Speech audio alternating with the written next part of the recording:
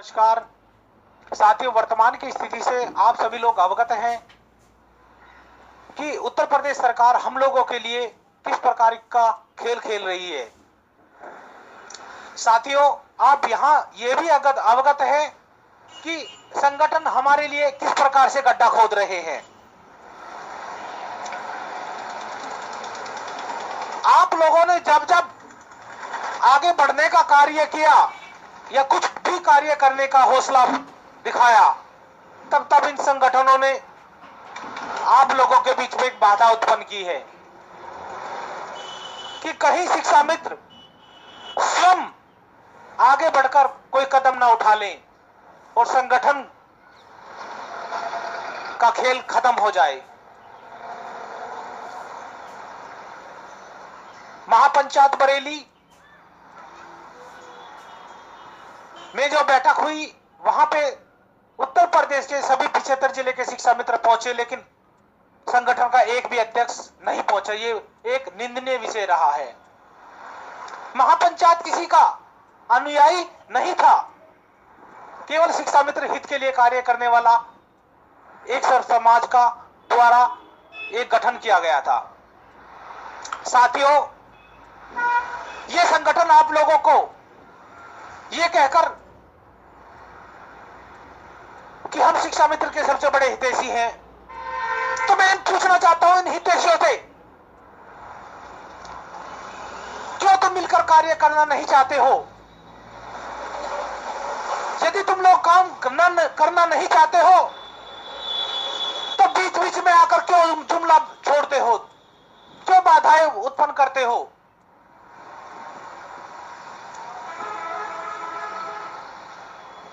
आप सभी लोगों ने महापंचायत बरेली में एक निर्णय लिया कि जो भी संगठन पहले आकर कार्य करेगा, महापंचायत समिति उसका समर्थन किया जाएगा। सो हमने किया। 18 तारीख में ओमा ने आर पार की लड़ाई लड़ने के लिए आप सभी लोगों को बुलाया। हमने भी सभी जिलों से फोन कॉल किया कि सभी 18 तारीख में पहुंचिए। हमने भी नेता समर्थन दिया। तो बताइए हम कहां गलत थे भाई? हमने हर वो कार्य किया जो केवल एक शिक्षा मित्र चाहता है। यदि क्रांति को नेतागिरी करने का शौक होता तो आज मैं आप लोगों को एक बात बताना चाहता हूं, इन चारों संगठन से सबसे बड़ा बैनर मेरा होता। एक सबसे बड़ा विशाल संगठन खड़ा करने की क्षमता रखता था मैं। लेकिन मुझे पता है यदि हम संगठन खेलेंगे तो लड़ाई लड़ेगा कौन? 18 तारीख में उत्तर प्रदेश के 75 जिले लखनऊ इको गार्डन में पहुंचे, केवल इस आस के लिए कि इस बार उमा देवी ने जो वादा किया है कि आर पार की लड़ाई लड़ूंगी, लेकिन वहां पर जाने पर उमा देवी लोमड़ी की तरह बदल गई। हमें पीड़ा होती है इस बात को देखकर कि ये संगठन किस प्रकार से आप लोगों को मूर्ख बना रहे हैं। 70,000 शिक्षा मित्र बरसात में ठंड में बस करके पता नहीं कैसे कैसे करके इको गार्डन पहुंचा और वहां से खाली हाथ वापस आया। 20 तारीख को मैं भी वहां पहुंचा। इलाहाबाद में पर्चा बंटवाने के बाद मैं वहां पहुंचता हूं। मुझे भी साफ साफ इस पर शब्दों में उमा देवी ने कह दिया कि मैं बीजेपी के विरुद्ध कभी नहीं लड़ूंगी और ना ही इको गार्डन से बाहर निकलूंगी। तब मैंने दीदी से पूछा, तो क्यों आप शिक्षा मित्रों को भ्रमित करके इको गार्डन चिल्ला रही हो? हमने यात्रा करनी चाहिए, आपने इसमें प्रभावित कर दिया। तुरंत शिक्षा मित्रों को तुरंत आपने गुमराह करके यहां बुला लिया। मैंने फिर भी आपका समर्थन दिया। अब बात करते हैं इन लोगों की। शाही जी से भी हमने कॉल किया कि आप भी शिक्षा मित्र कह रहे हो कि मैं शिक्षा मित्र का बहुत बड़ा हितैषी हूं, तो क्यों नहीं आए थे आप महापंचायत में? वहां निर्णय लेते, सबको समझाते, सबको बताते।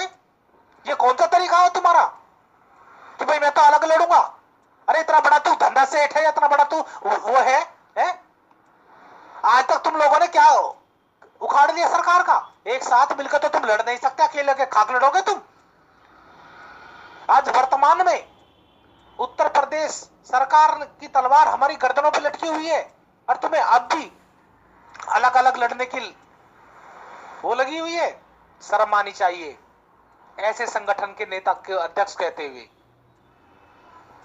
जो सही समय पे सही डिसीजन, सही निर्णय नहीं ले सकता, वो संगठन क्या शिक्षा मित्रों का भला करेगा? साथियों, ये जो आप लोगों के सर पे संगठन बने बैठे हैं, यही आपका विनाश का कारण है। आप लोगों ने की एक ही मांग थी कि हम लोगों ने धरने प्रदर्शन कर लिए, हमने सब कुछ प्रयास कर लिया, लेकिन आज तक सफलता नहीं मिली। तो कुशल नेता का एक ही कर्तव्य बनता है कि उस दिशा को छोड़कर नई रणनीति के तहत आगे कार्य करें। आप लोगों ने कहा आर पार की लड़ाई लड़ी जाए इस बार, तो क्रांति तुम्हारे साथ में खड़ा है। बताओ क्रांति कहां गलत है? क्रांति ने तुरंत आप लोगों के ऊपर तिरंगा यात्रा निकालने का निर्णय ले लिया, क्योंकि क्रांति को सिर्फ अपनी नौकरी दिखाई दे रही है, अपना परिवार दिखाई दे रहा है। मुझे किसी की राजा की गद्दी दिखाई नहीं दे रही, मुझे सिर्फ अपनी नौकरी जाती हुई दिखाई दे रही है। लेकिन इन संगठनों के नेताओं को, चाहे उसमें शाही हो या उमा हो, इनको केवल अपनी गद्दी दिखाई दे रही है। साथियों, जब हम नहीं रहेंगे तो पूछ लो ना इन गद्दारों से कि किस पर बैठकर तुम राज करोगे। मैं आज अपने उत्तर प्रदेश के सभी शिक्षा मित्र भाई और बहनों से एक बात कहना चाहता हूं, हाथ जोड़ के, कि यदि आप इन संगठनों के पीछे इसी तरीके से भागते रहोगे तो सफलता नहीं मिल पाएगी। आप लोगों की एक ही तमन्ना थी कि इस बार आर पार की लड़ाई हो और सड़क के मैदान, सड़क पे लड़ाई हो, तो मैंने आप लोगों के कहने पर तिरंगा यात्रा लगा दी। परिणाम आप सभी लोग देख रहे हो। आप सभी लोगों के कहने पे मैंने आमंत्रण पत्र भी भेजे, जितेंद्र शाही जी को भी और तमाम संगठनों को भी।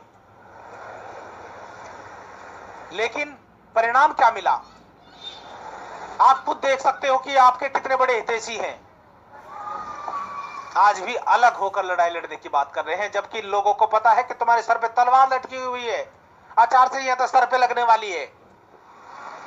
ये कुशल नेता हो सकते हैं? आप स्वयं फैसला करिए कि क्रांति कहां गलत है। क्रांति तुम्हारे लिए कार्य कर रहा है। तुम लोगों ने कहा सड़क पे आंदोलन होना चाहिए, तो मैंने कहा सड़क पे आंदोलन होगा, मैं तुम्हारे लिए साथ तैयार हूं। आ जाइए रणभूमि में, 30 तारीख मैंने रच दी। जहां जहां तुम लोगों ने कहा, जैसा जैसा तुम लोगों ने कहा, वैसे वैसे मैं करने को तैयार रहा, क्योंकि मुझे सिर्फ अपनी नौकरी दिखाई दे रही है। मैं अपने सभी 75 जिले के शिक्षा मित्र भाई बहनों से हाथ जोड़कर प्रार्थना कर रहा हूं कि 30 तारीख का आंदोलन ऐसा होना चाहिए कि सरकार की रूह कांप जाए इस भीड़ को देखकर। यदि आप अपनी नौकरी बचाना चाहते हो, यदि आप इन जुमलेबाजों के चक्कर में आओगे, क्योंकि इन्होंने प्रभावित करने के लिए आपकी यात्रा को भी अलग अलग ये डेट लगाई है ताकि आप लोग टूट जाओ। सोचना आप लोगों को है कि आपको अपने परिवार के लिए लड़ाई लड़नी है, अपने परिवार, अपनी नौकरी के लिए लड़ाई लड़नी है, या अपनी नौकरी को सुरक्षित रखने के लिए लड़ाई लड़नी है, या इन संगठनों के पीछे झूठे झंडे ठाके इनकी जय जयकार करने के लिए लड़ाई लड़नी है। भविष्य आप लोगों को तय करना है। आज तक आप लोगों ने सभी संगठनों का साथ दिया, लेकिन आज आपका एक क्रांति भाई आप लोगों से पुनः अनुरोध कर रहा है कि मैदान में आइए और अपना हक सरकार से छीनने का कार्य करिए। और मैं इन तमाम संगठनों से एक बात कह रहा हूं, यदि आप इन चटुकार और गिरे हुए कारनामों से और इन हरकतों से बाज नहीं आते तो निसंदेह शिक्षा मित्र तो खत्म होगा ही, साथ में तुम्हारा वाचस्पति भी मिट जाएगा।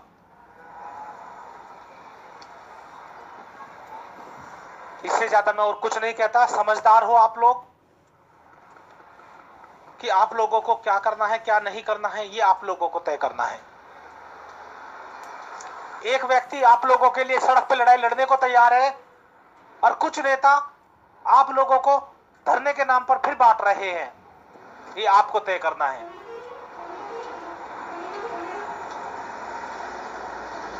जय हिंद, जय भारत, जय शिक्षा मित्र। एकता तो कहूंगा नहीं, क्योंकि एकता आप लोगों के बीच में रही नहीं। यदि है तो एक झंडे के नीचे आइए। मेरा बैनर तिरंगा है, मेरा संगठन तिरंगा है, और इससे ज्यादा मेरा कुछ भी नहीं है। मैं सड़क का अनुयायी हूं, सड़क पर लड़ना जानता हूं, और इस बार भी सड़क पे ही खड़ा हूं। पहले लखनऊ से दिल्ली तक पैदल चल के सड़क पे आया था, अब की बार फिर मैं सड़क पे आप लोगों के लिए दो दो हाथ करने के लिए सरकार के साथ में तैयार हूं। भविष्य आपको तय करना है कि संगठन के साथ में आपका भविष्य है या आपने खुद की लड़ाई लड़ने में आपका भला है। जय हिंद, जय भारत।